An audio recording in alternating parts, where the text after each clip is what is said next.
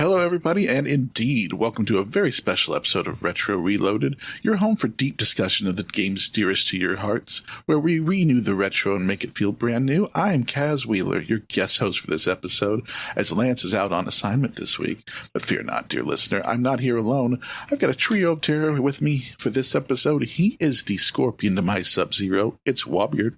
Hi, Kaz. Glad to be here, bud. Wonderful to have you. And we have the Reptile to my Smoke. It's SummerSetBanjo. Hello, Kaz. I'm glad to be here. Thank you for inviting me. Absolutely. And finally, he is the Rain to my Trimmer. It's Jaymz. Hello. Thank you for having me on this wonderful episode.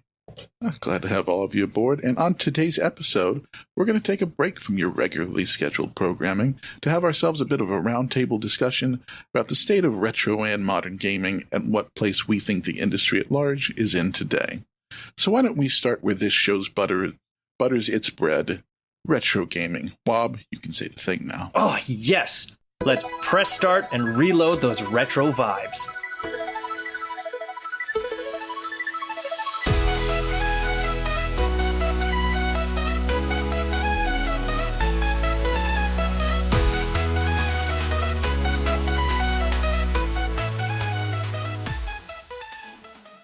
All right, so let me start us off by putting this out there. I think retro gaming has never been in a better place and is as popular as it's ever been. What say you three? Absolutely. Yeah, I think especially the nostalgia factor has definitely been hitting harder the past few years. Yes, I think at least the state of retro gaming has gotten really good over the past few years. Emulation has gotten to the point where it's near perfect with a lot of the consoles that it's emulating. It's also a lot more widespread and more commonly accepted. I would imagine that generally the majority of people on YouTube that do videos on old games usually do it through emulation. Yeah. Also, it's not even touching on the fact that you can upscale and stuff. There's so many benefits. Yes. Also with emulation, even a lot of corporations and companies, large and small, are even making use of emulation, either creating their own in-house emulators or using some of the open source stuff on the market.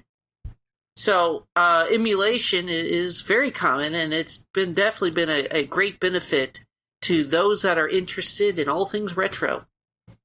Yeah, especially people who are oh man, I remember playing this game for this retro console I had when I was a kid, but now my parents got rid of that console.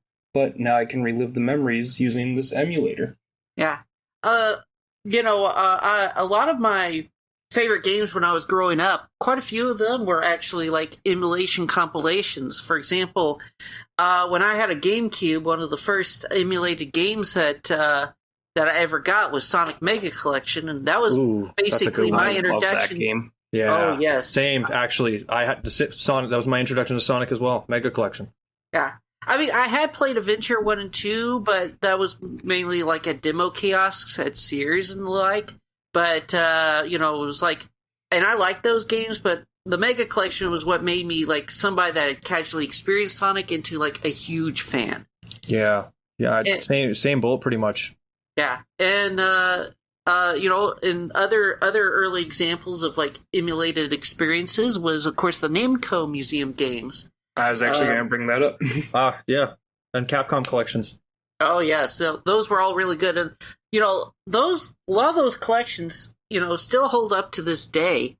And even though a lot of them are getting kind of old now themselves, in fact, funny enough, I actually was searching for ROMs the other day, and there's a ROM out there you can emulate on the Dolphin of Sonic Mega Collection. So it's you're emulating a emulator compilation pack.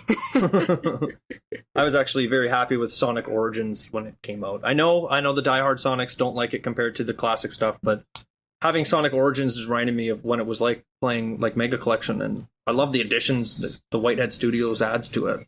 Yeah, I was kind of disappointed with how Whitehead was kind of treated in the development, and that was part of the reason why they did not end up doing Sonic Superstars. They were originally going to be the company that was going to do that one, but that's another topic for another day. But yeah, in terms of retro games, I think in some ways, older games are more accessible and more beloved than ever. You see a lot of companies, doing either official re-releases of games that are emulated. Like sometimes you'll see like Konami have been doing a lot of re-releases. Like for example, they recently came out with the Rocket Knight collection for the Switch and some of those Castlevania collections. Those are all really solid collections. But even outside of the official stuff, there's a lot more, games have been, converted into ROMs or have been like patched and stuff, and like, or even restoration of like lost games. That's one of my favorite topics is restoring lost games. Yes. It's cool because like they go back and they find these games that may have been incomplete or inaccessible nowadays entirely, like the broadcast to Teleview ones from the Super Famicom. Oh, yeah. The fact that we can play those full games, maybe not in their original interpretation, like with the live audio and stuff, but it's so cool. I mean, it's not like it's a new thing. They've had these forever, but one of my favorite parts is that the Garfield, the lost levels, is just lost to time. Oh, no. Also, something with, like, just the state of emulation now, think about, like, the like, arcade cabinets you can buy at, like, BJ's or, like, wholesale clubs. Where I want arcade so bad. Yeah, where you can basically get an arcade cabinet emulator of, some of them have all the arcade games, some are just specific to like Pac-Man and Galaga. But you can buy those now and just have that in your house to emulate, the arcade experience. Yeah, do you remember when Arcade 1-Up was like a really huge thing for like 5 or 6 years? Yeah. Oh, yeah. Yeah. I mean, that was a really fun re-release of a lot of those old arcade games. Like for example, I was super nostalgic for like the old Ninja Turtles arcade machine. Oh yeah, that's a good one. And I would have thought that it was never going to get re-released because of licensing, because you would have had to get Konami on board. But then since it also used audio from the actual show, you would have to get the license for that, and then so on and so forth. But lo and behold, they got that and Turtles in Time compiled into one of those arcade 1-Up machines, and they were like selling them for like $150 at a Walmart. And I was like, I was so tempted to buy that just to stick in my house. It's funny. Before I met my fiance, I was looking at one of the Marvel vs. Capcom 2 arcade cabinets. I wanted it that bad. Yeah. Did she say no? I did. When I met her, I had to change a lot of financial decisions because, like, I should probably fix my life. Yeah. No, that should have been the wedding gift. Okay, well, registry's still open, boys. Well, you could have that as the bachelor party. You just bring in that arcade machine and have everybody like play that before the wedding. Okay, I know this is off topic, but we're still talking retro, so this is still a retro game. Plan for the end of the bachelor party, since I'm sober and dry. Mm-hmm. We're all going to meet up somewhere, have a Halo LAN party. Ooh. Yeah. That's like the original Halo, like Combat Evolved? I'm thinking Halo 2 Anniversary and some Combat Evolved, but like we're doing, it's Master Chief Collection, so all games are on the table. Ooh, nice. That would be fun. But yeah, so yeah, I really like how widespread and much more commonly accepted and supported emulation is becoming. Heck, there's even like a whole wiki out there that's just like a really good source of emulation information. I think it's like Emulator Wiki or something like that. And not that we condone illegal emulation. Yeah. Cough. Yeah, that's one thing about emulation that's always been something that's not scared me, but kind of pushed me away from it. Is it just seemed so difficult for so long? But yeah, it seems like it's gotten much easier now. The only ones you really need to worry about is like, well, not even so much anymore, but Nintendo, really. Yeah, Nintendo's a big. Nintendo's kind of the user stuff. Yeah, they're kind of the pack leader of that one.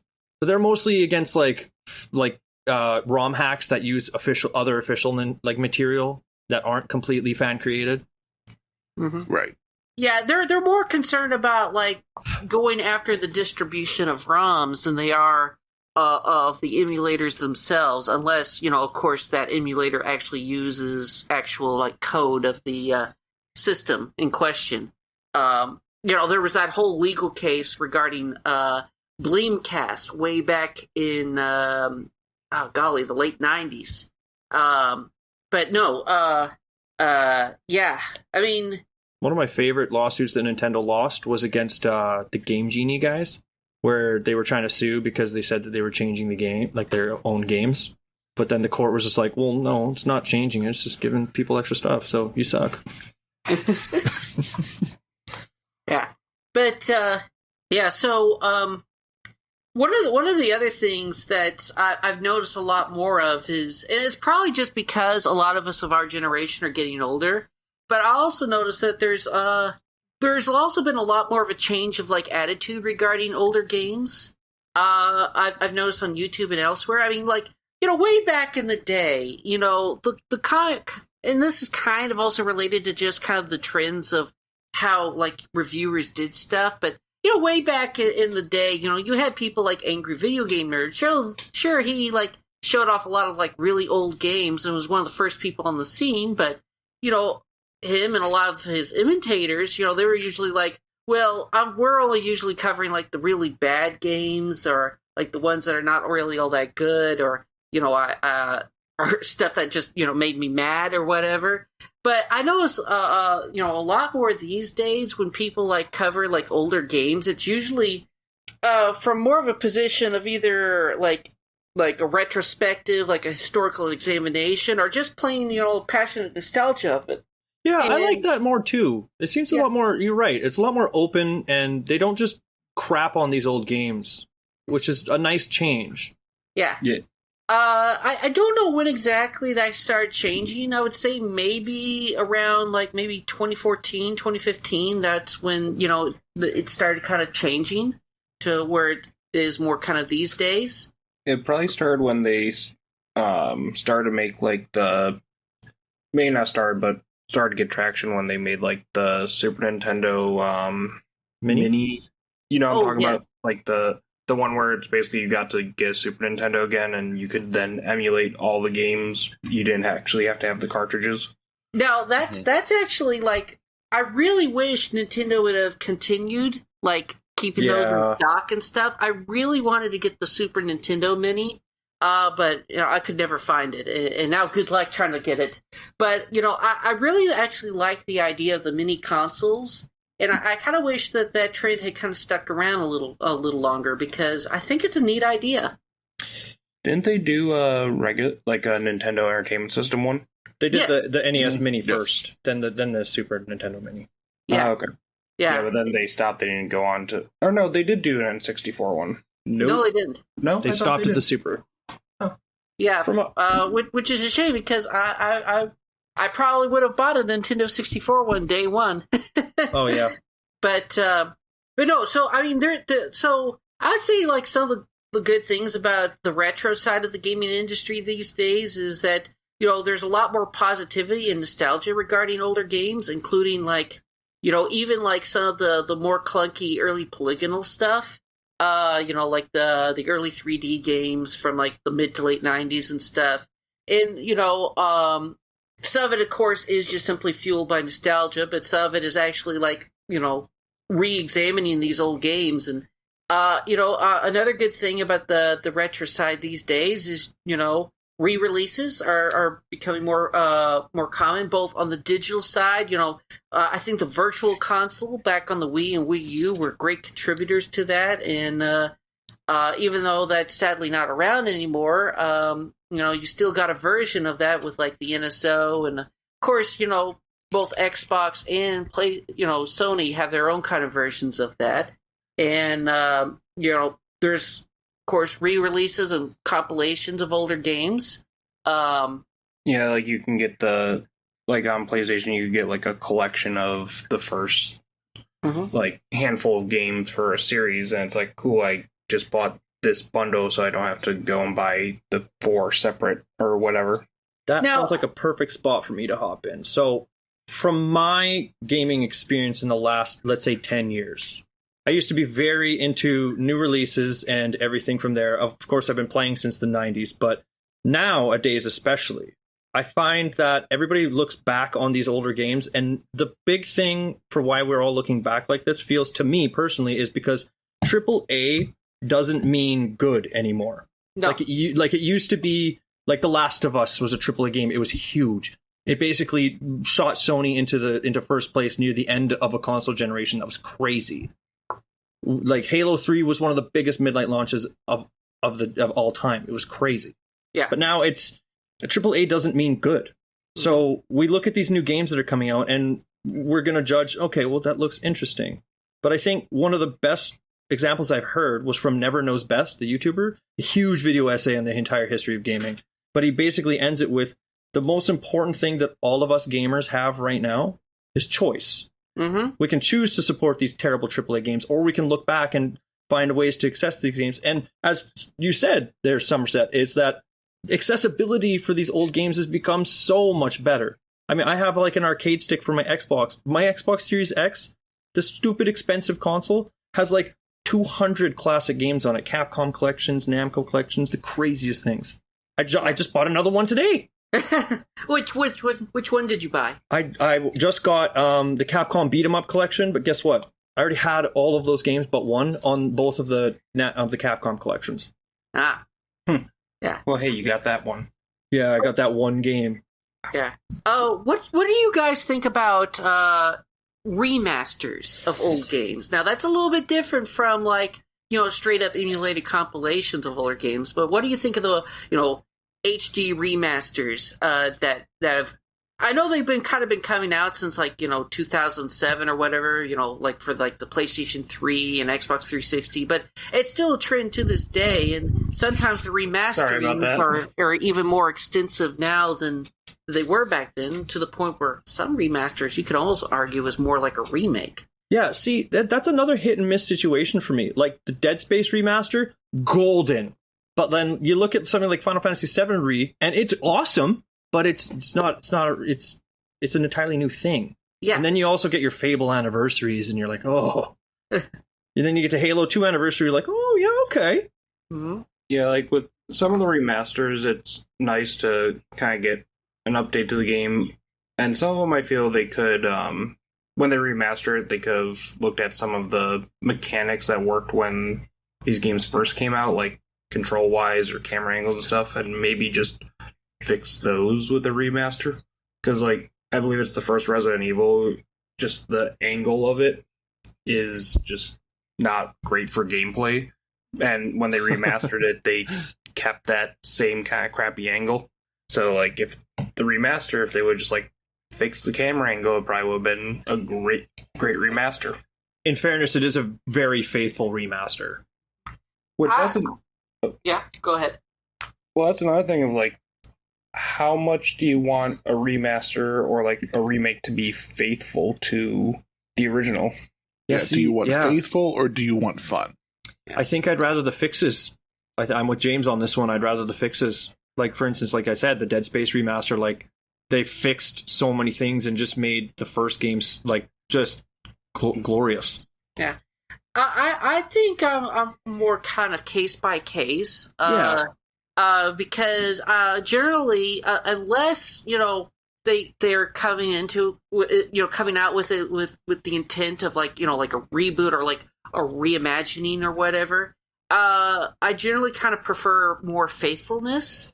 I think what I find interesting is a couple of remasters that have come out recently that I found to be really fascinating, and it's the Aspire remasters of the Tomb Raider trilogy and the Legacy of Kain Soul Reaver duology. Welcome back, Kain. Yes. And I find those really kind of fascinating to be remasters, because instead of like trying to like make them look like really, really fancy, like super HD, bloom, blur stuff, really a lot of these remasters do is basically it's like we took like these PS1 games and made them look like PS2 titles instead. And I found that to be a really interesting approach to remastering it. I appreciate that, yeah. It still has the feel of the original game, but it looks the way you remember it, even though that's not the way it actually looked. Yeah, it's like, it's like I was like looking at like some of the Tomb Raider games in the 1, 2, 3 remaster. I was like, if this had been like a PlayStation 2 like launch title, like in like 2000, 2001, I would totally believe it. It's funny you say that because it looks like the way that you feel, like kind of off topic a tiny bit, but the Sonic Adventure 2. Now I know it's a bit of a controversial game for a lot of Sonic fans, but like I love it. And Yes. when I saw Sonic 3, the movie in theaters, spoiler alert, but when Sonic and Shadow go super and they team up, the absolute action in that scene is what it felt like when I played that on GameCube when I was younger. Mm-hmm. And it felt like they really encapsulated that crazy, and not to mention like Crush 45 coming back, like that was crazy. It's Crush 40. 40, thank you. But yes, I thought that was really cool. That's actually a brief aside, but I actually think that's kind of a good kind of point. I think one thing that we've also seen in recent years is companies are cashing in on nostalgia. Oh yeah. So are Very much so are like retro game sellers. Like, man, Double Dash for $120, that's insane. Yeah, I don't blame them. that is also, but that's something that I feel is a gripe about retro gaming is now resellers and stores are seeing like, oh, people are actually starting to get into this now, and so they're like, okay, cool, we can hike up the price because we know people are going to buy it. Yeah, that's one of the kind of the downsides of retro gaming, especially these days. Like, for example, if you're wanting to get GameCube games, good luck, and you better hope that you have deep pockets too, because chances are, if you go to a store, you're probably only ever going to find like sports games for the GameCubes, and if you are lucky enough to find one that's not a sports game on the It's like GameCube, $100. you're going to have to cash out the big bucks. Yeah, let's put aside emulation, the idea of emulation for a minute, and let's dive into that, because like as an actual video game collector, like it hurts.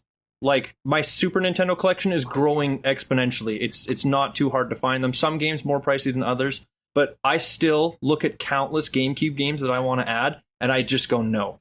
Yeah. And also with any older like cartridge games too, you have to be careful because people have figured out how to make reproductions of them. Pokemon is notorious for that. And Yeah, I know, Pokemon, the like- price of Pokemon games alone, like they're insane.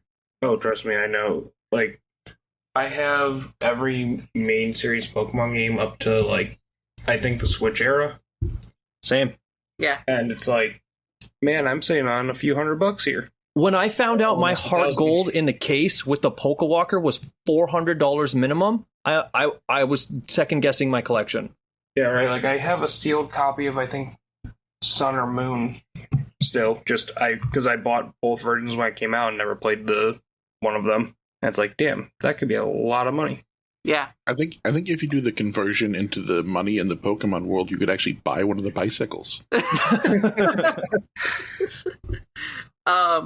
But yeah, I mean, being a collector or just wanting to get old games in general is starting to become a very expensive affair, and you have to be a lot more careful on your purchases because they're not getting any younger. I mean, a lot of this stuff it's getting older. A lot more wear and tear is starting to happen to both discs and cartridges. And so there's going to be a growing scarcity. And even then, like for example, I have a Super Nintendo, and of course I have a small collection of Super Nintendo games, including Super Metroid and Final Fantasy III. And Beautiful. but I'm almost kind of like nervous to actually like try to play it because of how old the Super Nintendo is. I kind of feel like it's like do I really want to like pop in Final Fantasy III and play it, because I know in the back of my head of how much it's actually worth, and I'm kind of worried. It's like sure, these cartridge, those old Nintendo cartridges are super durable. You can like throw them against the wall if you wanted, but still, I kind of feel like it's like these consoles and games are going so up in value and getting so old now. I kind of feel a little bit wary of trying to play them. Yeah, I can feel I guess that's also kind of a question of how much do you enjoy the collection of it versus the actual playing of the game? Because like for the old Final Fantasies, you can get those on Steam for $12, something like that, if you just want to play the game. But how much is it that you actually enjoy having the physical copy of it? So for me personally, my collection is for I there's no games I won't play, but I see what he's saying by this one. My favorite part of my Super Nintendo collection is that I have one single cartridge that isn't like two different shades of gray from like the two halves of the plastic. Yeah, because the one side's gray and the other side's like yellowing on all but one cartridge. Yeah. Yeah, for me, go ahead, James. Oh, I was just gonna say, like, with my Super Nintendo collection, I think it's my Mortal Kombat cartridge. There's a big crack in the cartridge that's been there forever. Oh, speaking of durability, let's not forget to mention that the time that Lance told the story when he got a Nintendo cartridge to his face. So we know they're durable. Did the cartridge win? He just started laughing. His brother threw it at him. Okay. Well, what was I about to say? Oh, yes. For me, while I definitely collect games, usually the games I collect is stuff like I want to play more often than not. Pretty much. But I'm also somebody that if it's a choice between digital and physical, I generally try to go physical more often than not. And so, a lot of the games I have are physical. It kind of touches on a slightly side topic. You mentioned like reproductions, right? Right. Yep. I've actually, my opinion on reproductions is it's bad if you're trying to collect stuff, but it's good if you're just wanting to get a game that will play. For example, I know that I was at a convention somewhere and they had a reproduction cart of Justice League Task Force for like a super cheap price. And I wanted to get Justice League Task Force for the Super Nintendo. And I was like, well, look, I can tell right away that this is a reproduction cart because the sticker looked new. And but it was like, it's Justice League Task Force. And I'm just wanting to get this to play it. So I went ahead and bought it. And of course it worked. But, it's like, I don't know. It's like, if you kind of like know it's a reproduction going into it, I don't think it's as bad. I like reproductions more than those 326 games in one cartridges. Oh, yeah, those ones are. Those are. I have actually I'm both. like sketched out by those. Yeah, I have a reproduction Fire Red. I don't know when I got it, but I have one.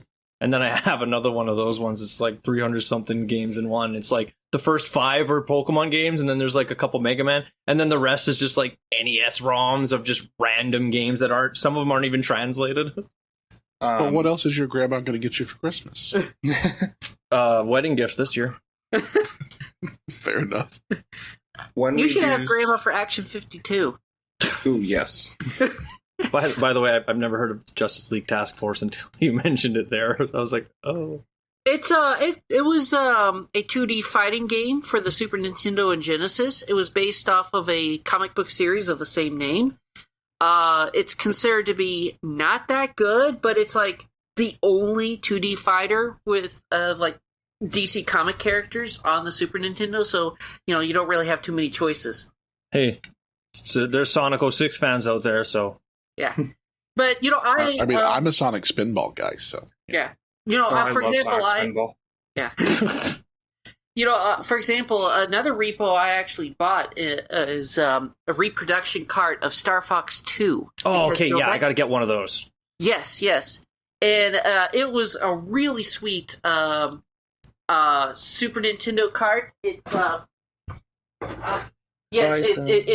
it was like custom built, so it was like. The front of it is like white, and it has like the actual official cover art turned into like a sticker for the front, and then like the back of it is like clear plastic, so you can see like all the internals. Okay, that's pretty cool. Now, 2's the one that was unreleased here in America, right? Until the SNES Mini. Right. Yeah. But Which even is so, a great it still never was officially released on the actual Super Nintendo. So, if you ever see a Star Fox 2 cart on the market anywhere, that's 99% chance it's going to be a reproduction. Wow, you sound so disappointed. Yeah, I was looking at them because I wanted to add one. I'm like, oh man, I can't afford that before the wedding. Yeah. Now, there is a question of a lot of these games are, like you said, available on the Nintendo online store now. So does that change what you collect or what you want out of these collections if you have it available that easily somewhere else? No. Personally, no. Yes and no. I still want the physical copy. For me, go ahead, Rob. Oh, just like for me, like I love the Street Fighter collections and the Marvel vs. Capcom collections. There ain't no way in hell I am dropping $250 for a physical Marvel vs. Capcom 2. Or the Marvel vs. Capcom, or like Clash of Heroes, the first one for Dreamcast. Not a chance. I would love it, but like, unless I win the lottery, like there will be signs if I win the lottery. For me, it's like the NSO doesn't really impact me too much because, first of all, that's a subscription-based platform, and I've always kind of had a bit of an aversion to anything you have to get a subscription for. That's why I use like a super old version of like Photoshop and Microsoft Office and stuff. You're my hero. Thanks. You still see Clippy. And so I've never actually gotten an NSO subscription, and part of that is actually because I'm just too poor and I prioritize other things, but also just because I've been, a bit averse to it. Because that darn food. Because unlike with like the virtual console of the Wii U and Wii, you don't actually own, quote unquote, the particular ROMs on that platform. I mean, that's the same thing with Switch 2 now, basically. Yeah. And so it's like, yeah, I would definitely like enjoy all that stuff, but the moment that, that server goes away or you stop paying your subscription, all that stuff is going to be like gone with a push of a button. And was it the Wii U store that just Wii U eShop and 3DS eShop, yeah. Gotcha. And so it's like, so I think it would, in some ways, I think it's a good way for people to, like, get introduced to old games. I mean, like, how many people are going to go out of the way to, like, experience some of these games if they never even heard of them before? But if it's for free and it's on a platform, this is a good, like, first way of experiencing some of that stuff. But if you're wanting to, like, get it to keep it, or if you just really like to have something like, yeah, I got that, and I'm going to play it eventually, like put it on a backlog, then the NSO is not for you.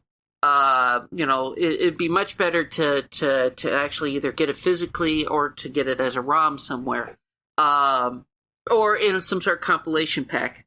Yeah, that's kind of what hits me, is like, personally, NSO doesn't bring me anything that I don't already have. Like, I've had my 3DS since the 3DS came out, and then I upgraded to the XL, and I have every Zelda game that I could want on there. And yeah, I know people want the original, like they like the N64 one. I like the 3D versions. It's just easier. Yeah. And so I don't really go out of my way to get those. Yeah. Although I will say, I do think it's kind of cool that NSO allows you to actually play online old multiplayer games. Like, if you've ever wanted to like play like that is really cool, actually. Yeah. Like the GoldenEye on there. Yes. That's I pretty thought baller. that was really cool. And if I ever got NSO, there will be signs, and one of them would be me on GoldenEye. Well, like the thing with that of like kind of the convenience of it, because like an example of that is like I have Red Faction for my PS2. Oh, me too. But I played it on the PS5 just because it was easier to pull up the... Sorry, my cat is using the litter box. It's all good, bud. I got 3 in here. But yeah, I did it on the PS5 because it's easier to just boot up the PS5 and then pull up the digital copy of the game, then, plug in the PS2 controller, turn it on, waiting for that to load, making sure I have the right memory card in. all that. That's cool. Now, one thing is that's kind of neat is fans, and we can actually get into this. Red Faction has a pretty active fan community. In fact, they actually have their own Discord called Faction Files. And one of the things that they've done is they've been like heavily modding like the PC version of the original Red Faction. And like one of the things that they've done is they've actually ported all the multiplayer maps from the PS2 version of Red Faction onto the PC version, so you can like play them online with other people. And they've also like modified like the geomod to basically make everything in the map, like the floor, the ceiling, the walls, completely destructible. And so I actually like a while back did like a playthrough on the PC version of Red Faction with like the enhanced geomod, and I was making my own exits in the different levels. It's like, I'm not going to go down like the actual path. I just made my own shortcuts. Actually, that's a fair point. You know what? Shout out to the communities of the guys, all the guys doing these fan fixes, all these fan ports. Like I just recently read about City of Heroes being officially endorsed to have a fan server just to keep the game alive. Like there's people out here dedicated to the most obscure of game franchises that you've never heard of, but they keep plugging away and fixing and modding. There's that guy in the Discord. They're natively porting Legend of Dragoon to Steam. Like, oh yeah, these fans are just they've kept retro gaming alive for so long and just been hiding in the shadows. And now with this big boom back into retro gaming, it's nice to see all of this. Yes. There would be some games that would be basically almost unplayable if it wasn't for the dedication of fans. Like for example, Fallout 3 on the PC is almost unplayable due to its connection with Games for Windows Live. But fans fixed that. They managed to remove that requirement. And of course, there's a lot of things broken in Fallout 3 because it's tough. Yeah, it's a Bethesda game, but there's fans out there that have managed to make like some of those Bethesda games playable. Oh yeah. Same with like Oblivion. Same with like New Vegas. I mean, golly, there's a YouTube channel that is nothing but just like it's like 400 plus videos of nothing but just going over like different cut content for Fallout New Vegas. And that's a lot. Yeah, and there is like hundreds of mods for New Vegas that just basically restore like almost all that stuff, and it basically makes what is already like a 10 out of 10 game for me into like almost like an 11 out of 10. That's one of my favorite points is that like I feel like the older Fallouts and even, like especially Skyrim, but like they were developed and made by like Bethesda, but they're really more fan games than anything now. Like the Skyrim mod Nexus is just ridiculously diverse. There's tens of thousands of mods. You can change everything in these games, and it's just the dedication, the time these people put in. It's amazing. One thing that, you don't hear people talk about anymore, but have you ever heard of Baldur's Gate 2 and the original Neverwinter Nights? I mean, yeah, I've heard of them games. Yeah, okay. Yes. Well, both of those games used to have really active modding communities, too. And, for example, I read an article about 4 or 5 years ago now that was talking about that there is over, I can't remember the actual number, but they said that if you installed 12. Every mod for like Baldur's Gate 2 that's out there, you have a game that basically would last you a lifetime, and just in terms of like new content. They were like estimating it's like some of the mods add like 2,000, 3,000 plus hours of like gameplay for like Baldur's Gate 2 alone. Damn. And it's like and of course this was a much older game, so a lot of those like mods are like almost like lost to time. So there was actually like some older fans that like compiled all these older mods into like a single like mod mega pack to basically preserve them but keep them relevant, and also to make it easier for people to like find some of these mods. Like, here's a single mega pack that has all these mods. All you have to do is just install this mega pack, and you don't have to worry about compatibilities and anything. And this will basically let you, basically play this for the rest of your life if you want to.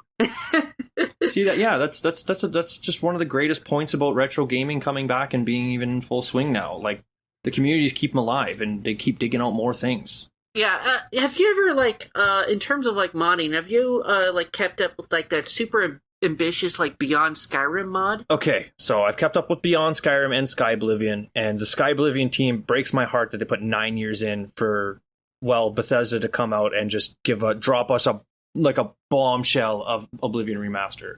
Like, the remaster of Oblivion is so faithful and good that it's like these modders just put in 9 years of work. Like, don't get me wrong, Sky Oblivion will still be amazing, but it's still going to be tough for me to put in so many hours into Oblivion Remaster and then justify Sky Oblivion.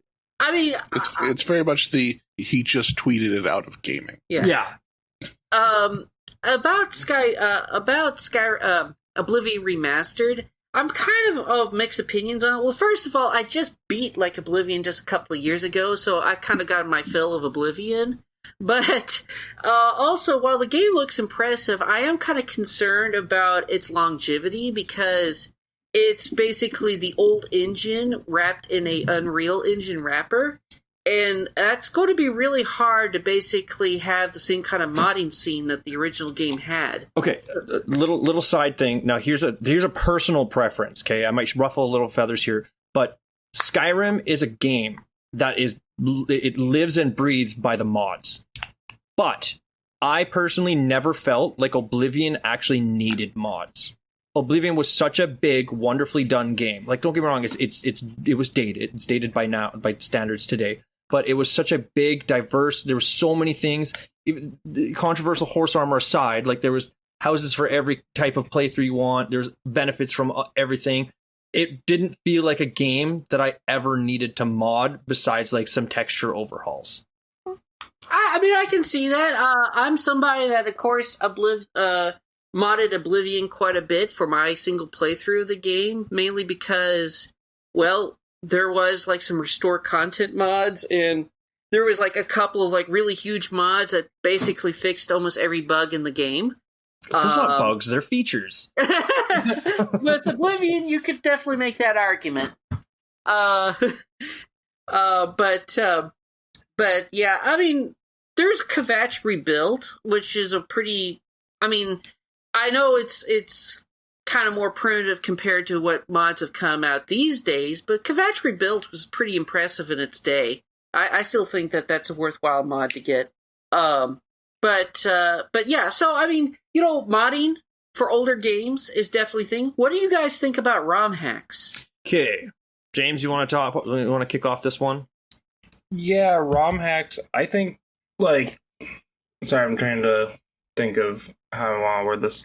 I think ROM hacks are a great way to kind of let the community essentially do what they want with an IP that the official company hasn't actually done yet. And it also, I feel, brings the community together. It's like, if there's this one ROM hack that everybody loves, you talk to a fan of the series and it's like, oh, hey, have you heard of this ROM hack? And then it spreads, and the people who spent time making this ROM hack get kind of the play and recognition they deserve.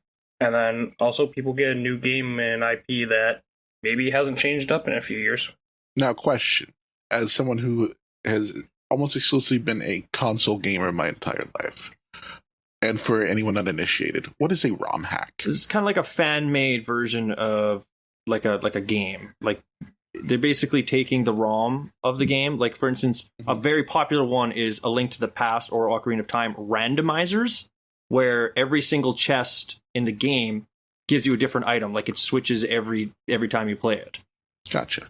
Yeah, or Pokemon, people usually use Fire Red as the base for their ROM hacks, and they've done so many different things. Like, there's Ash Gray, where someone literally modded the game to follow the anime. Yeah, so Pokemon ROM hacks. Now, here's where I'll start off. Now, Pokemon ROM hacks, when you get a good one, it's almost great. better than any of the official stuff that's come out in a while. But there's also so many that you're just kind of like, oh, okay, well, this is interesting. But the ROM hack community, it's one of the wildest, diverse things you can find in gaming. There's some true dedication.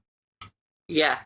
Like, for example, Toby Fox, he actually got his start by doing Earthbound ROM hacks before he ever went on to do his own games with Undertale. But that's where he actually got his start, was Earthbound ROM hacks. Now, you can definitely tell when you play Undertale if you're an old school Nintendo fan. Mm-hmm. Yeah. And of course, there is also quite. I mean, there is, like you said, a huge variety of like ROM hacks. I mean, like you said, there's some that are like randomizers, some that are basically like overhauls or bug fixes to a game, or just alters the game in a way to specifically cater to a specific group. Like, there's a ROM hacks out there to basically make the old N64 Mario parties online compatible. So, if you wanted to like host like a game night online, or Super Mario 64 online multiplayer. Yeah, one of the craziest shows you can watch.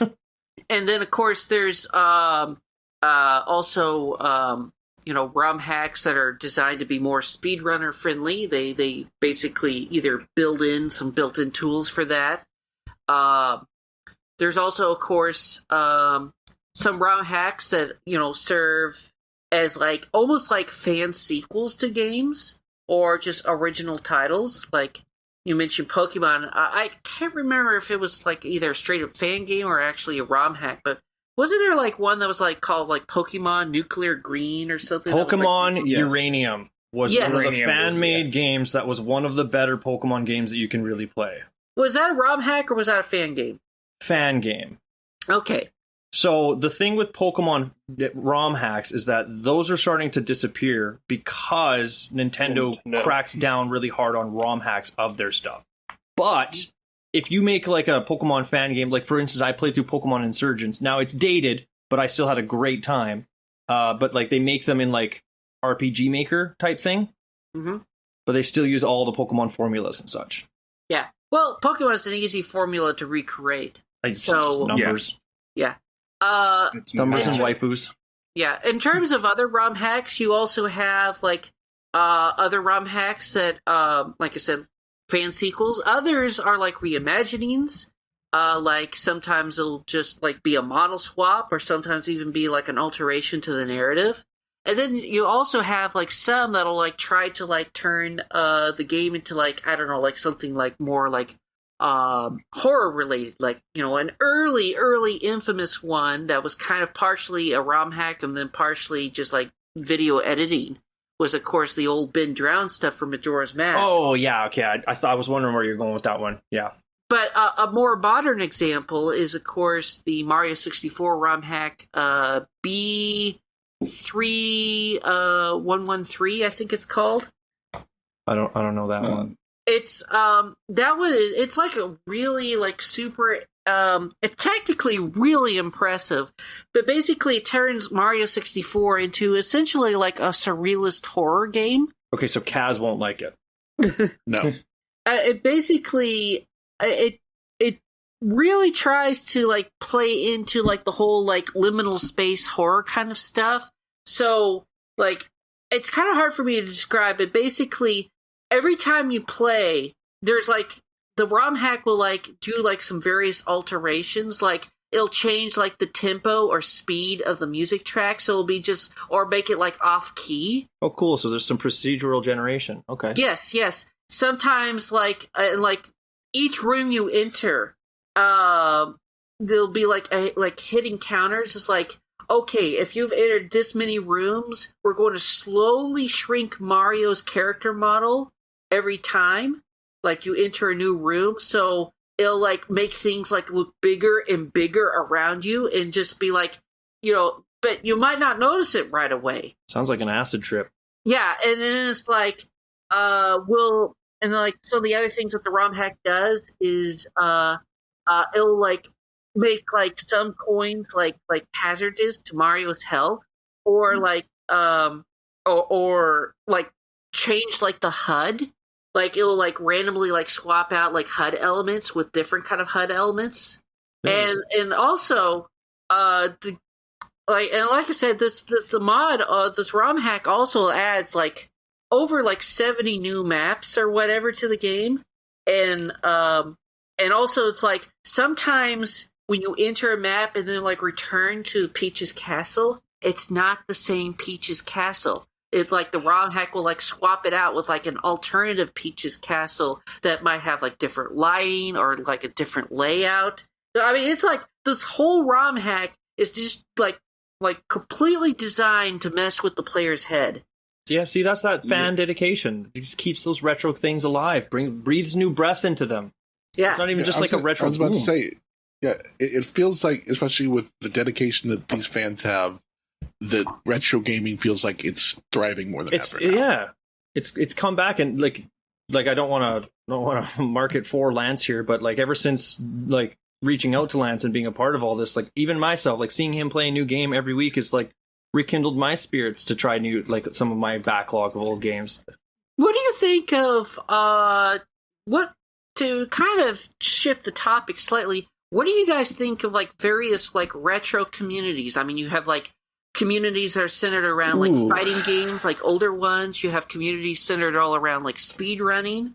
Just before we switch away from ROM hacks, I just want to say I looked up like just romhack.net, which lists a bunch of ROM hacks. There's 415 pages of ROM hacks. Yep. That you can go through.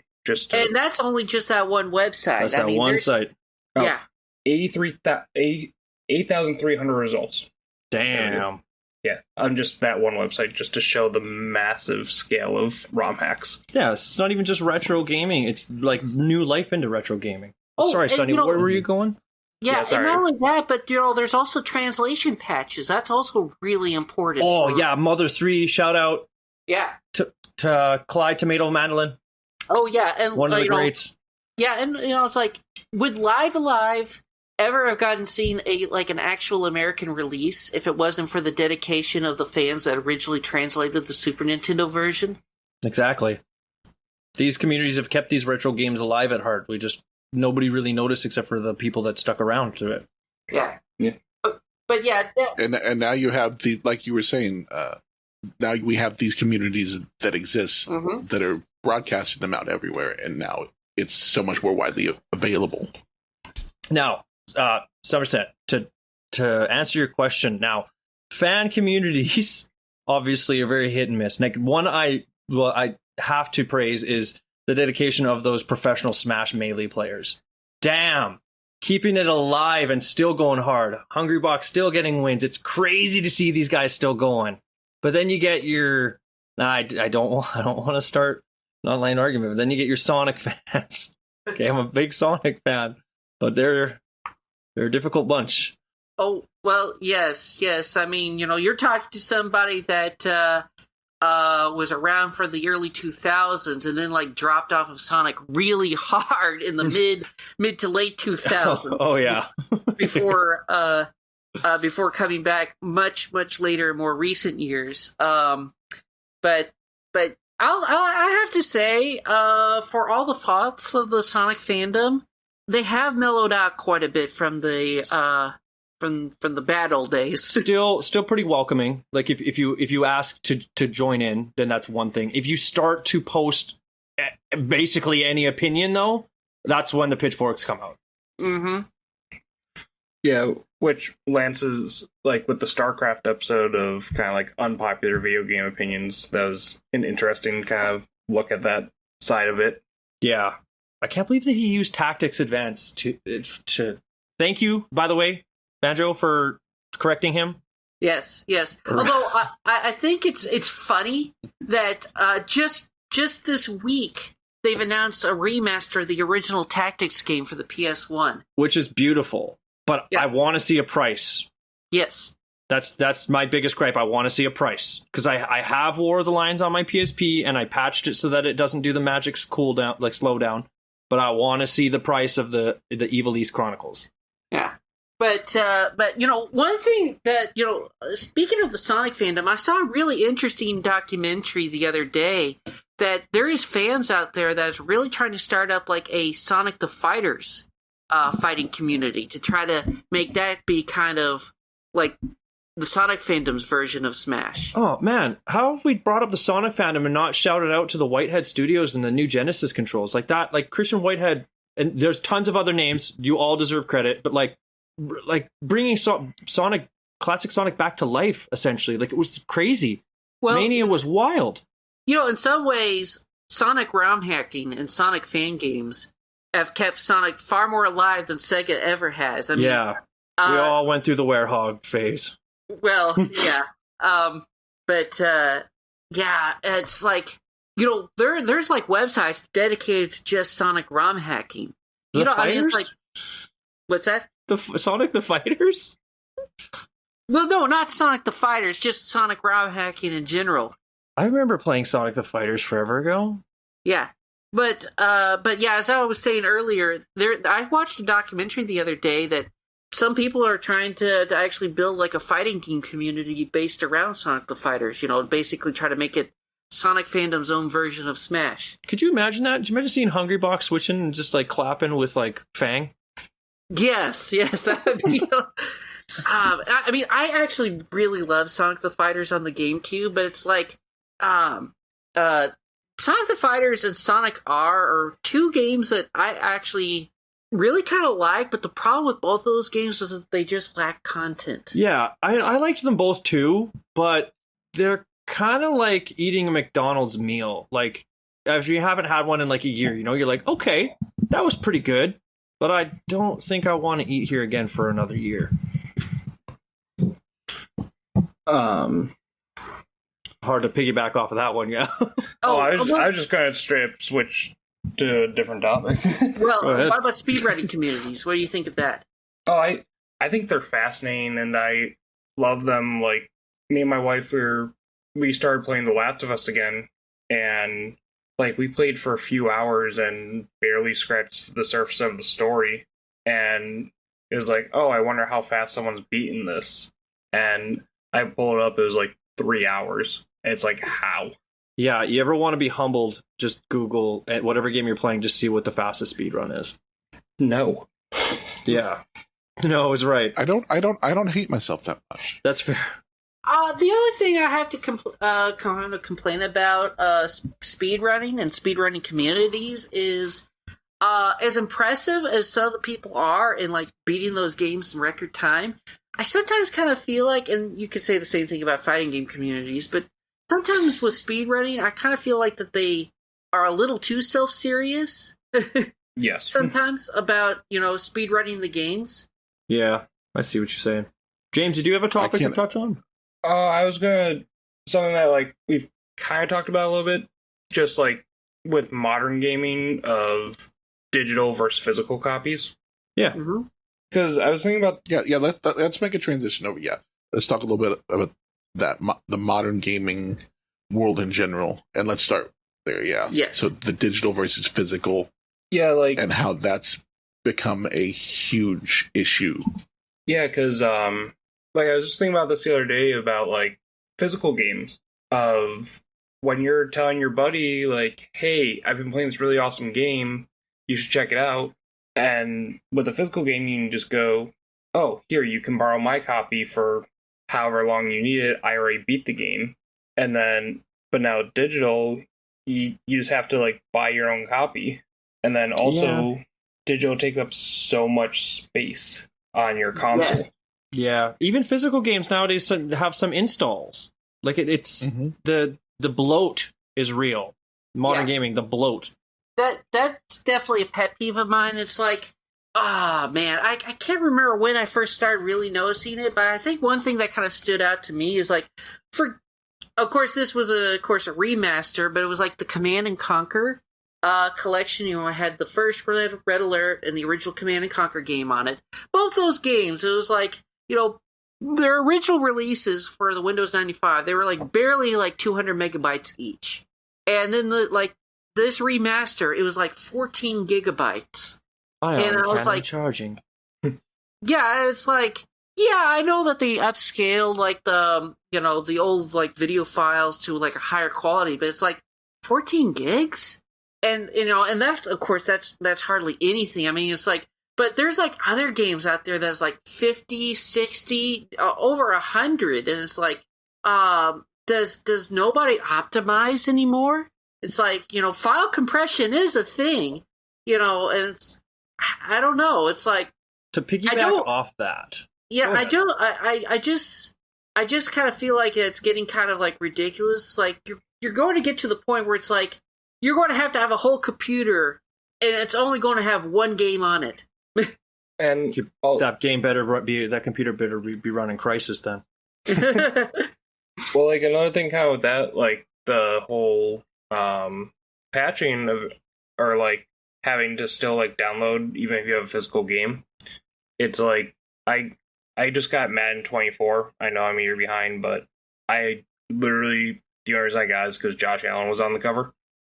But I popped the game in, wanting to play, and I had to wait half an hour for it to copy the game or whatever. And it's like, that's annoying. That's another thing that's been taken for granted.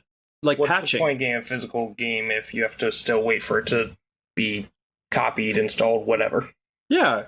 Patching used to be something that we would use to fix problems in games, but now it's like day one update here. You're going to wait 45 minutes after you put the disc in. Oh, when I bought like Battlefield 3 for the PlayStation 3 back when it came out, it was the first PlayStation 3 game I bought because it was like a bundle deal at GameStop. It was a PlayStation 3, and it came with like a game of your choice, and I picked Battlefield 3. And I was like really excited to get it. And so I got it. I popped it into the PlayStation 3, and and it was like, you have to wait until like all the patches gets installed. And we don't exactly have the best of internet here. And so for damn tornadoes sucking up the internet.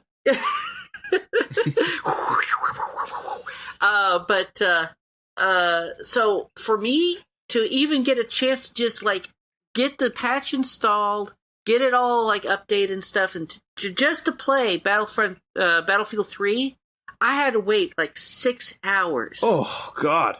Yeah, and it was like by the time it was done, it was like so late in the day. I was like, forget it, I'll just play tomorrow. Yeah, the patching is a double-edged sword. Like, you play a game and it breaks, and then they can put out a patch. That's great. But then you get those occasions like you just said, where you pop a game in, you want to play it, but then, you're waiting the entire night because Halo Master Chief Collection is just broken on launch, whatever. Yeah. I may have been a little hurt. That's another thing with modern gaming is like companies are selling incomplete games. And it's just like, yeah, we'll have the DLC in a few months, or we'll patch it when we realize about the breaks. And it's like, if you guys, like, people will wait the extra 2-3 months for you guys to just put out a playable good game. Yeah. Assassin's Creed Unity looking at you. Yeah, I think one of the most egregious examples of that, I can't remember if it was a Battlefield game or a Call of Duty game, but one of them actually came out, and it had like, you could see like the different options of like different game modes on the menu, but it was like grayed out because the game came out without that actually being added to the game yet. Yeah, there's also the forced installs. Yes. Oh yeah. Yeah. A really bad one was Warcraft 3, where they basically tried to force Reforged. No. Yeah, where they tried to don't do this. Yeah, they tried to force everybody to the remaster. I'm sorry if you guys hear my heart shattering over the mic. No, I've heard bits and pieces of this. I was not a Warcraft guy. Explain this a little. Okay, so Warcraft 3 was a phenomenal game. It was a great step from the traditional like isometric view with 2D sprites into 3D sprites. And Warcraft 3 has this awesome story. The gameplay was fun. The units were, there was balancing issues with the units, but those are usually fixed over time. But the mod community was the big thing. The Warcraft 3 modding scene is what led to Dota. which eventually led to the guys who were making the mod going off to Epic and make League of Legends. Then Blizzard was like, okay, well, we've updated Warcraft 3, so here's Warcraft 3 Reforged, and it's a forced upgrade. No option. Upgrades the entire game, changes it, makes some things arguably worse, and then destroys a whole bunch of mod support. And you can't go back. You cannot go back. Like forcing the U2 album to download on all those iPhones, basically. I love that that's still a cultural thing that people still reference. Nobody in our generation will forget. No, but for the record, it's not a bad album. No, that's the thing. It wasn't, but the fact that you didn't just get a don't want choice, to force it. you know? Yeah. Yeah. And I think that's one thing that's kind of been an issue with modern gaming is the elimination of choice. It's like, there was a time when a game came out, especially on PC, there was always like some things that were always going to be kind of like guaranteed constants, especially back in the early 2000s. It would always come with modding tools. Yeah. It would always come with multiplayer support where you could set up your own private servers if you wanted. And, you would also have, a single player experience that was almost always guaranteed to be like feature complete at launch. And those were like some of the constants of like early 2000s gaming. And it's like over time, all that stuff has been eroded away for different reasons.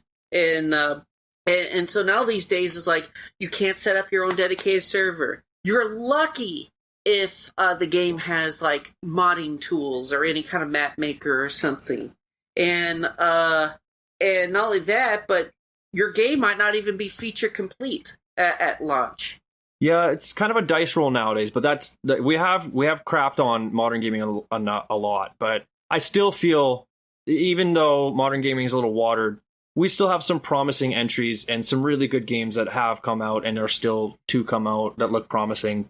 Oh, well, yes, Yeah, I do agree. I mean, there's always going to be good games coming out, whether they're indie or AA or AAA. I mean, it's I'm not like one of those people that's like, oh, gaming is dead, gaming is doomed, death.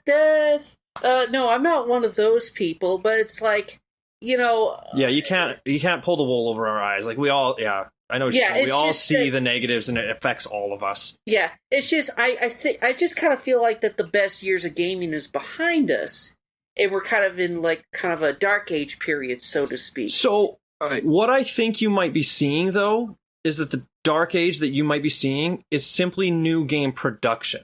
Yes. But, that aside, I think that gaming is reaching a new level of its existence. Gaming is more accessible, as we touched. Yeah, it's a lot more accessible. There's a lot more viewership for it. There's a lot more demand for it.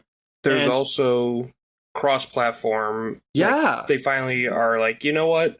They did it. Yeah. Have what console you want. You want to play with your friends? Cool, here you go. You can cross consoles, platforms, whatever. So, like 15 years ago, I would have never, ever in my wildest dreams expected to one day be able to play a Gears of War game with my friend on a PlayStation 5. That is mind-blowing to me. And also, they're kind of getting rid of exclusives for the most part. Nintendo is Nintendo, but yeah, it's like special. Well, I think there's definitely some pros and cons when it comes to exclusives. I think part of it helps give a console its own brand identity.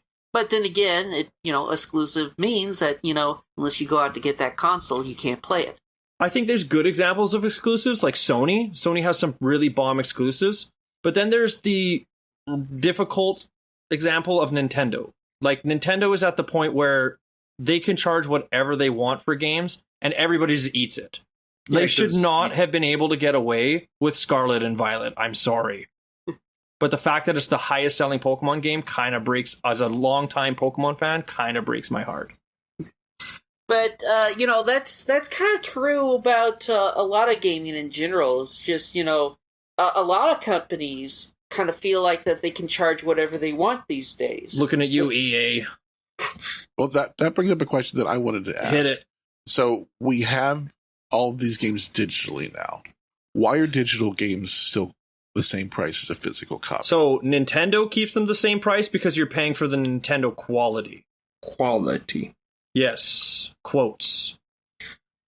And yeah, that is a great question of why are we still paying the same price when there's not the distribution, there's not the packaging, there's no manuals that have to be printed, none of it.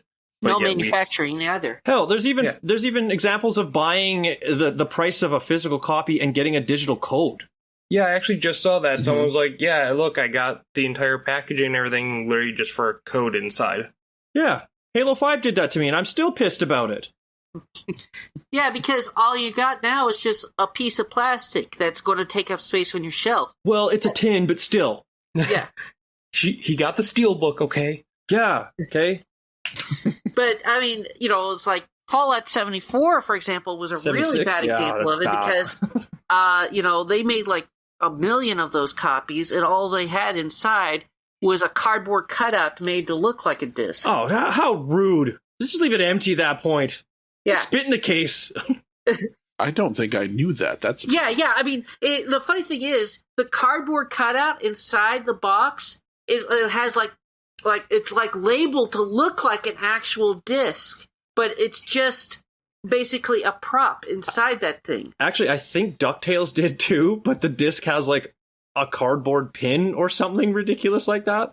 Yeah. DuckTales Remastered? In DuckTales' case, later re-releases actually put an actual disc in it. Yeah, because they got so much backlash from it.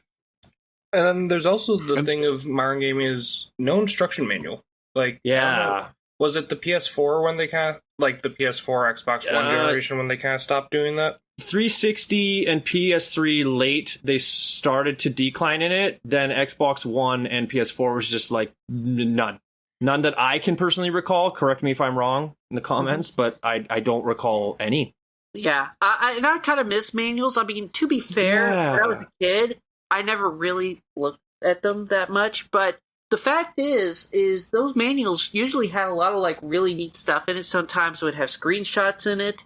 Like if you look at like a PS1, PS1s had some of the best manuals. Oh, they were thick. Yeah, I mean, they were thick, they were nice and compact, they would have, like, screenshots in it, they were usually, like, beautifully illustrated. Had a notes section in the back so you can write down all the cheat codes. Okay, yes, did you ever do that? Okay, side talk, did anybody actually write in their manuals? No. Yes. Really, No. Jaymz? There, specifically, Simpsons Hit and Run, I wrote down the cheat codes in the back of it. Okay, now, I was going to call sacrilege, but that's fair. Okay. Now, but... Okay, I'm glad I'm not being... I just printed out the game FAQs. Blank piece of paper for me. Code sections. For example, one of the best manuals, best examples of a manual of, like, the good old days is, like, on the PS1, Working Designs. They translated and released a lot of, like, JRPGs into the States. And, they're kind of controversial because they would make changes to some of the games and stuff. But one of the cool things regarding their manuals is they would actually go out of their way to interview some of the original developers of some of the games that they were like translating and releasing for. And so I always thought that was really cool that at the back of their like working design manuals that they would always have a small interview section of the original developers. That is really cool. One of my favorite examples is the Halo 2 manuals. If you get the standard edition, it's got Master Chief on it, but in the collector's edition, it's an Elite. And then they actually like word the explanations of the weapons differently, like from a human's perspective, or like from an Elite's perspective. It was really cool. Yeah, one thing is also kind of funny is that EA Games, back when they first got started, it's in the game. Back when they were called Electronic Arts. One of their big things is when they got founded, they were like, we want to treat our game developers like the music industry treats bands. Oh, how times have changed. Yeah, and so like some of their really early like video game releases, like in the late 80s, when you would get like one of those big huge PC boxes. They would have, of course, big, huge, thick manuals for those things because all computer games did back then. But in it, they would have like a full photo, like a color photo of the entire dev team with like each of the names like underneath. Like, these are the people that made the game. Okay, that's pretty cool. Oh, Yeah, Kaz, to answer your questions. Now here's for the price of digital over physical. Yeah. In recent years, I've noticed this a lot. Is that I am way less inclined to buy new games in general, but that's just because you got to pick through the weeds. But I feel now I gotta give props to the Steam guys here, like the long-time Steam buyers here. The backlog of 40 games, 100 game plus, but I tend to always look for them on sale now too. Yeah. And that's the thing, is that digital games, now it bloats your hard drives and everything, but you can find deals. You can see them on sale, even through the official stores, which is great. But like we were talking about GameCube games earlier, like some of them, those prices might not change. Yeah. And, Steam, Good Old Games, both of those places are really good about doing game sales. But I've noticed that on, like, consoles, not so often. I mean, sure, third parties will go on sale all the time. But, it's like, I don't know. I can't remember the last time. I think it's gotten a little better recently just because they've been forced to compete. Yeah, it's funny when you put it into perspective, because, like, first party ones, like, they do go on sale. Nintendo, like, maybe once a year with like 4 games of their own published games. But then you look at like Their big what three Xbox will never go on sale. Yeah, exactly. But then you look at like Xbox, and you really just save a lot more money just getting like a month of Game Pass to play one of the games you want, because it's just accessible. And like, you don't even like, you all want to own a game and buy it, but realistically, the price of Game Pass is like negligible compared to the amount of things that you could just download and play the entirety of. True, but then it kind of goes into the ownership issue again. Yeah, which is fair, but like, it's hard sometimes. Yeah. Oh no, I totally get it. I think I think definitely we're going to be entering into kind of uncharted territory about what the future of physical games is going to be. I mean, luckily, a lot of like there's quite a few physical games now that is like it's a disc. There might be a disc in it, but might only have like 1 gig, and then the rest of it you have to download, so it's not the full game. You have the Nintendo Switch 2 that's coming out with these game card things that are just like, keys. Yeah, which is it's a shame. And so I think this next generation, there's a good chance might be the last generation of physical games as we know it. Yeah. For better or for worse. I mean, it's a sad truth. Yeah. And I mean, maybe the trends will change. You never know. I mean, we do at least have the likes of like limited run games releasing physical, which is like great, and I can see that sticking around. But not everybody wants to shill out like the money for like a. I don't think they're more expensive. I think they're around the same. I haven't gotten one in a long time, but at least some fans out there are trying to keep physical alive. Yeah. But even then, limited release games is kind of more of like a Band-Aid rather than a solution. Yeah, and because then if limited games turn out to be lucrative, you're going to see companies opt to do just limited releases because, well, it's less cost on them, and they'll still make record profits. Yeah, Nintendo, Super Mario 3D All-Stars was limited. What the hell? Yeah, I picked it up and then I was like, oh, I'm glad I got this. I wasn't going to. Do we think gaming physical media goes the way music physical media did? Where it goes away for a bit and then it makes a weird comeback? Yes. Personally, I believe that's entirely possible. So we'll get maybe probably not the what would the like a resurgence on it the cartridges. I don't know if we'll get cartridges back, but yeah, do we think we have a resurgence of disc-based games, and then how some people collect cassettes? Maybe we'll get UMDs back. UMDs. Yeah, we'll get the PSP. Now, unfortunately, from like a business perspective, do we think that?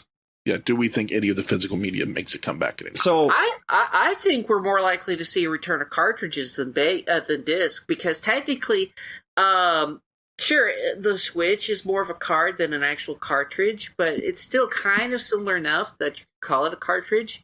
I think what you're going to see is maybe something that's going to be like more like a USB card kind of thing, and that's just going to have like the game on it. I respectfully disagree. I think what's going to happen is that Nintendo will stay physical. I think the next generation Xbox goes completely digital, and Sony's just kind of the middle guy. I hope that discs, physical media, doesn't disappear. But if you look at it from a business perspective, like they save like a lot more just sticking with digital. Like digital distribution is just, it's a lot of money saved. True, but a significant market is going to evaporate if they just get rid of physical entirely. I mean, you know. So I want GameStop to agree. Would be done for. Yeah. Yeah.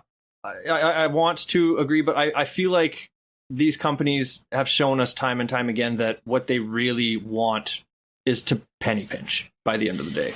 Mm-hmm. And I think that leads me to one other thing I think we should talk about, the perspective of the price increase that seems to be on the horizon.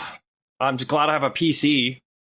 Yeah, I mean, I'm just going to stick with the Nintendo Switch. I mean, it's like, yeah, the Switch 2 looks cool and all, but unless Nintendo like does like a price drop on that system, I'm just like, you know, I have like a Nintendo Switch, and I've only like played like 1% of the library that I have for it. And you know, and 10%. I have, of course, you know, like other consoles too. I have a PlayStation 3, a Wii U, a 3DS, PlayStation 2. I have all these systems, and I have like a backlog of games. It's like, you know, I don't need a Switch 2. I mean, I'd like a Switch 2, but I don't need it because, you know, for me at least, I have a backlog that could probably keep me occupied for a good number of years, and that's not counting emulation or just games I have on Steam and GOG. Yeah. Personally, I don't see myself getting a Switch 2 for a long time. Like I've been buying Nintendo side. I even bought a friggin' Wii U, guys, during the Wii U's time. Yeah, okay. I believed, and I was hoping that you were. I was one of the guys. I was one of those guys. And I'm gonna be real. This doesn't feel like Nintendo to me. Mm-hmm. It feels more like EA Tendo. Like the price increase alone was enough for me to just shake my head. The specs are beautiful, don't get me wrong, and I can't justify that price hike for that much of a performance increase when, like, let's be real, there's different options on the market that can pretty much do just that, if not better. Like the Steam Deck alone is a lower price, and you have access to a Steam library. Mm-hmm. You can get like entire collection, the whole Fallout collection. I got that for like $25. Yeah. All like, DLC. I think kind of what we were talking about earlier of Nintendo kind of having that market on certain IPs, Mario, Zelda, and Pokemon, that they can just charge wherever they want, and if people want to play the newest game in one of those three IPs, they will go get a Switch 2, and they will pay the $80-$90 for the next Mario Kart, the next Zelda, the next Pokemon, because that's the only way you can get those IPs. Yeah, it's a sad reality we live in. I kind of have a feeling, though, that I think the Switch is going to have a longer lifespan than Nintendo's going to anticipate, because everybody has a Switch. Yep. And until like companies absolutely stop manufacturing new Switch games, I think you're going to see a lot of people still sticking with the Switch. I mean, I'm even noticing now that, you know, games that are coming out for both consoles is like, well, you know, there's a Switch 1 version and a Switch 2 version, but the Switch 2 version is going to be like a game card only. And I've been seeing, like, time and time again, people are like, well, in that case, I'm just going to buy the Switch 1 version. And then, you know, maybe when I get the Switch 2, I'll just, you know, do their update upgrade. But, you know, I just kind of have a feeling that a lot of people are probably just going to end up sticking with the Switch 1. And I think you see it, like, I doubt Nintendo is going to allow it, but I would not be surprised if we're going to see a PlayStation 4 situation again with the Switch 1. Yeah, where actually, everyone kind of kept their 4 around pretty much as long as they could until the 5 was essentially what you needed to play whatever came out. Yeah. What do you guys think of Nintendo is not the only one that's price hiking their games. Other companies are doing it too. Heck, even Microsoft announced recently that they're price hiking their controllers. I think that it's a difficult time for new consoles because new consoles are becoming a harder investment over time. And they're just not bringing the wow factor they used to. Like the Switch, like for instance, the Switch, I wanted a Switch day one because of how big Breath of the Wild was. But the Switch 2, it's meh. Mario Kart World, I mean, I've put thousands of hours already into Mario Kart. I can wait for the next one. I'm not really pining for another 1,000 hours of Mario Kart. Mm-hmm. For the Xbox, the next Xbox, there's rumors that it has Steam support, and if that's true, that's phenomenal. But by that point, I'm probably just going to keep using my computer and my Xbox Series X. Yeah. I think another issue with modern gaming is everybody's been adopting like the walled garden approach of Apple. So, by that you mean like you have to interact with the specific ecosystem of the company, and they don't let you do something like third-party software-wise, or it interacts nice with other things. It's not so bad now, but it was kind of a trend for quite a while. Actually, to mention on James' point earlier, I'm really glad that there's a lot of things that aren't like console exclusives anymore, which is a nice change.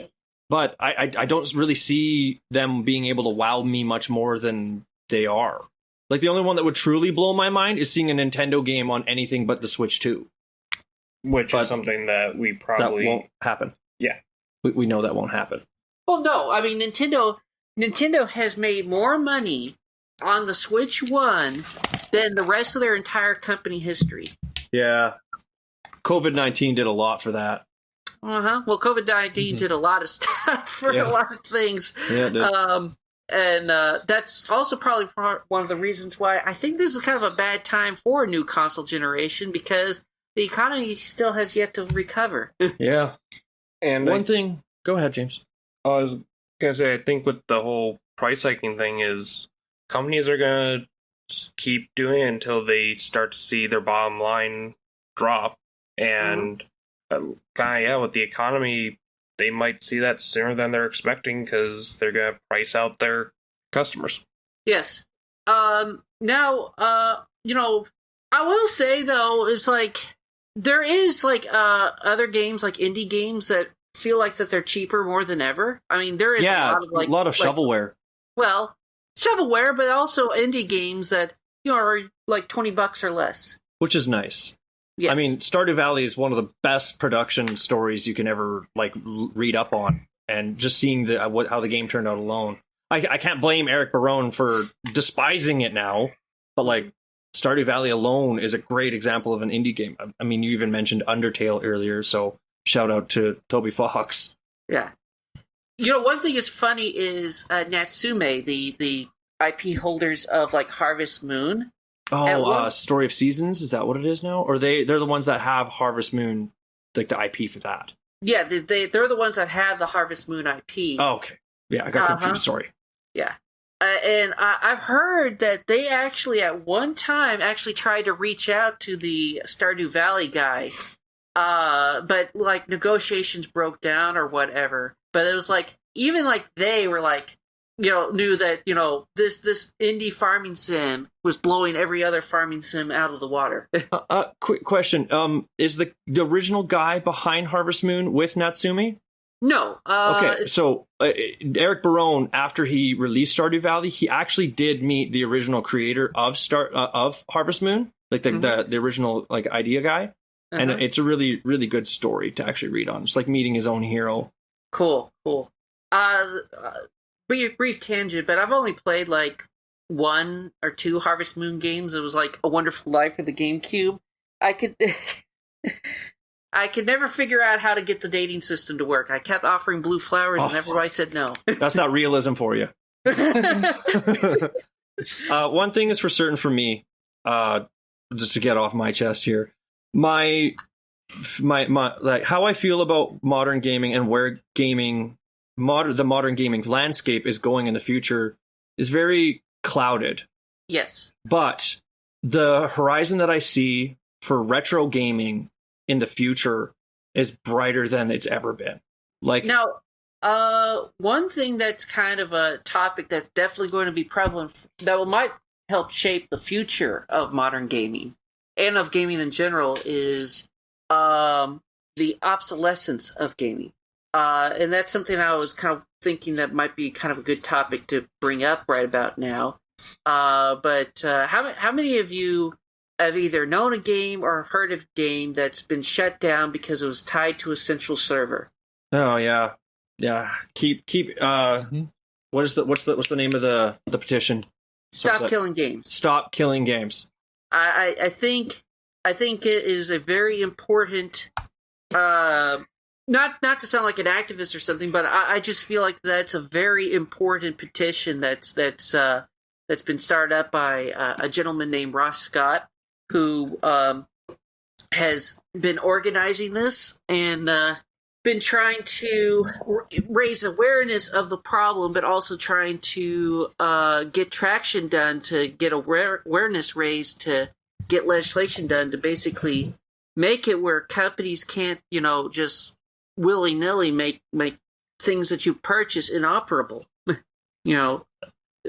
Just have things tied unnecessarily, just like central servers, or just like, make things just like purposely incompatible. Yeah, the more so looking at the whole the whole vast majority of video gaming history. Now, video gaming is still, some would say, a young a young medium. Yes. Yeah, but it is and it isn't, right? Like, we have so much we can look back on, like decades and decades. But I don't think there's a way to get around online only connectivity games. But the problem is that these companies are making it so there's no way to access after.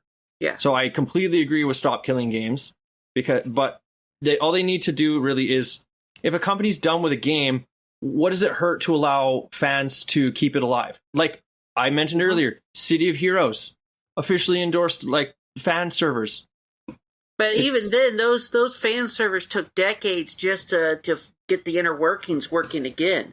But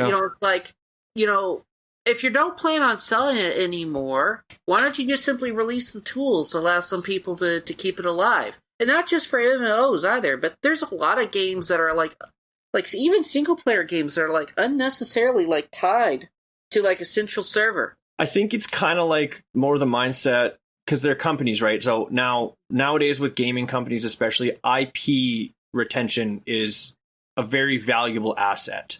Mm-hmm. And I can't blame them for it, even though I despise the idea of online connectivity games that can actually just be outright killed like that. Mm-hmm. But as a business manager myself, I can understand it from a business perspective. Well, yeah, the people making the games are gamers at heart, but the people running the show most times nowadays, especially, really aren't there for the gamers. No. But yeah, I can understand. It's like you want them to move on to the next product. But, I just think destroying a product that people have purchased, and, I just feel like that just kind of, eventually you're going to open yourself up to a potential lawsuit. And I don't know, I just don't think you're going to... I think you're going to alienate people over time if you keep doing that. I mean, yeah, but EA is still kicking. EA is still kicking, but, how many people actually like EA, the company? People just like the games, not the people that run the company. Well, no, but they were voted like the worst company in like 2013. They're still dropping bangers. Yeah. It's just kind of sad. I mean, I'm still praying, like I'm dreaming of Mass Effect 4 myself, so I can't say I'm helping. No. I mean, we may be dreaming for a while. I mean, I'm of the opinion it's like, play the games you want to play, but just don't go out of your way to support them. Yeah.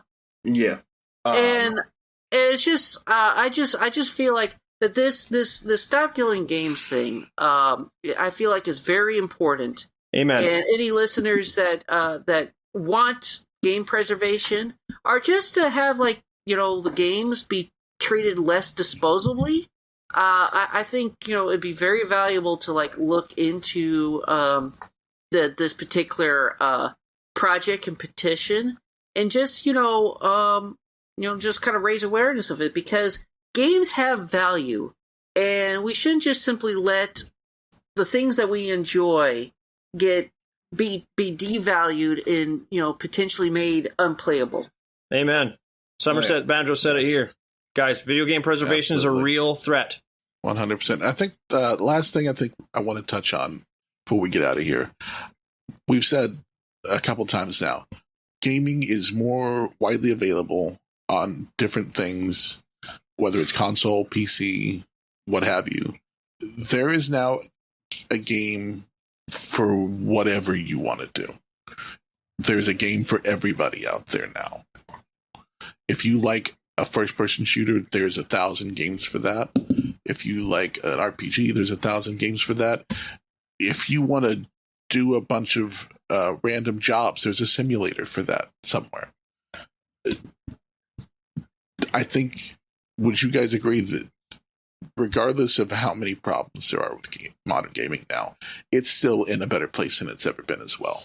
To touch on what I mentioned earlier from the Never Knows Best video that I've watched multiple times, I think the most important thing, that even if you think the future of gaming is bleak, even if you think the current state of modern gaming is bleak, the most important thing right now is that we all have the choice. We have a choice in anything, any game you want to play, basically.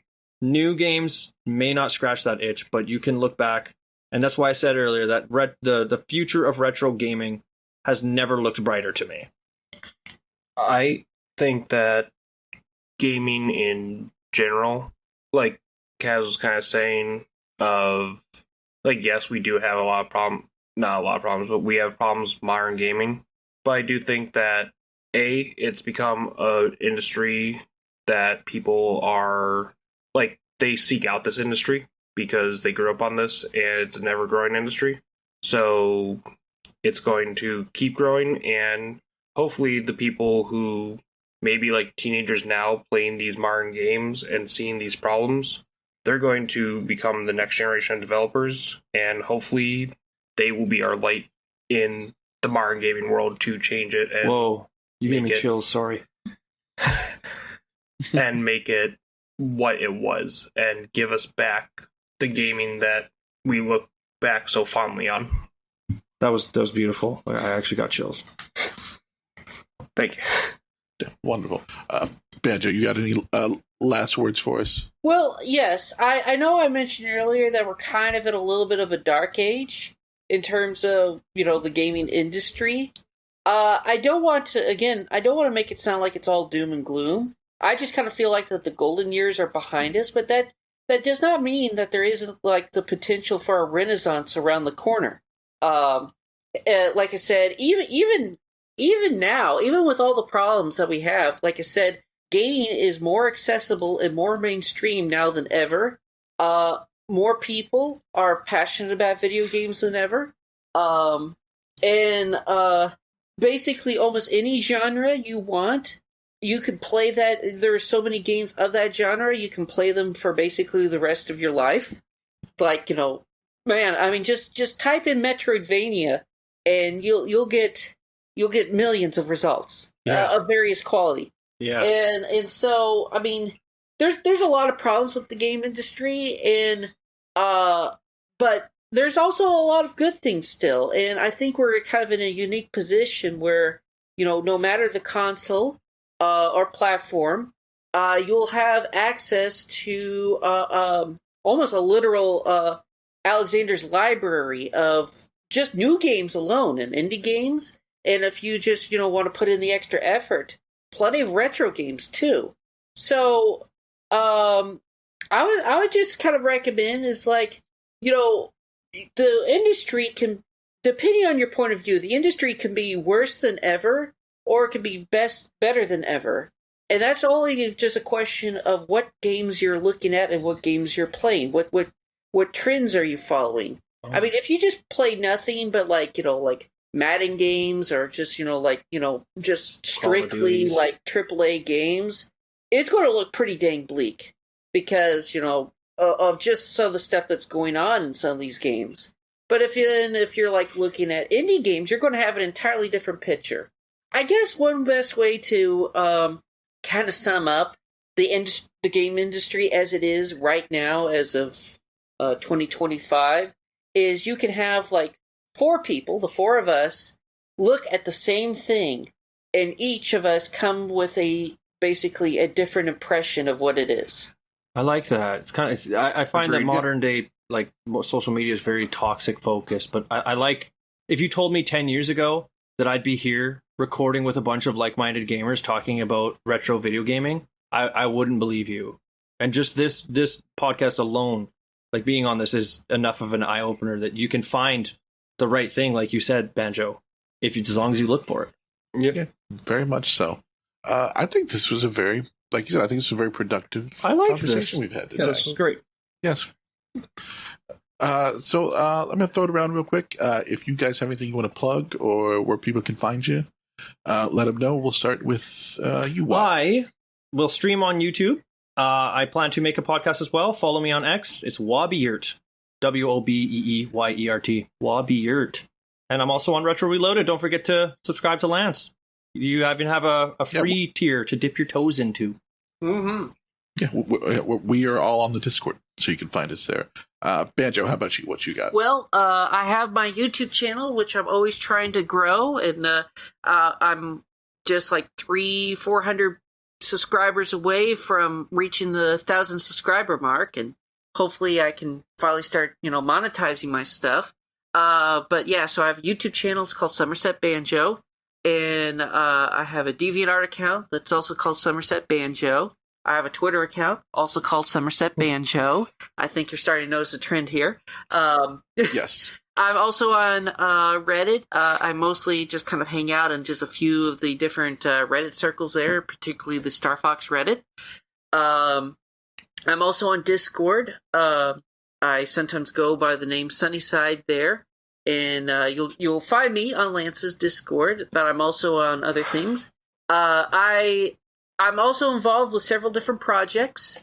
I was a former lead developer for a Half-Life mod called Black Mesa Classic and Hostile Takeover. I'm no longer really involved with that project, but they are full of good people, and you can find their project on ModDB. I'm also involved with a indie game in the works that's going to be a conversion of a board game I created called Paragraph Power, and they just started development earlier this week on it.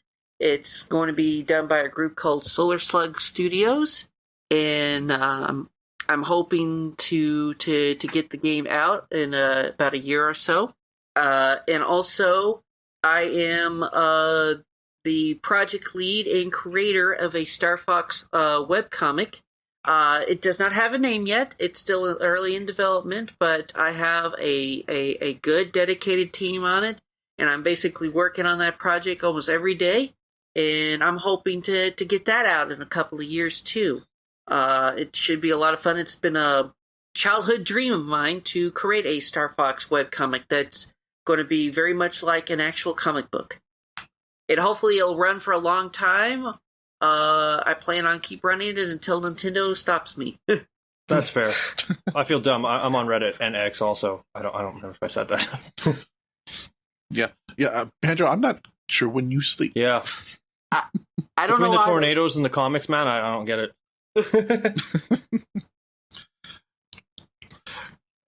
Is that all you got for us? Yes. Banjo? Yes, okay. Jaymz, how about you? Yes, I run a podcast all about Marvel called the Marvel Podcast for Gifted Listeners. You can find it on all major podcast platforms, and I'm on Instagram at TMPFGL, and I am also in the Discord server with everybody. just to pay you props, James, you're very detail oriented. Good work. Thank you. Yes, very much. And if you want more of me, you can find me at the podcast Didn't Get All of It Japan, where we cover professional wrestling in the Japanese world. We also have a podcast if you want to talk about the American version called Didn't Get All of It, which is our flagship show.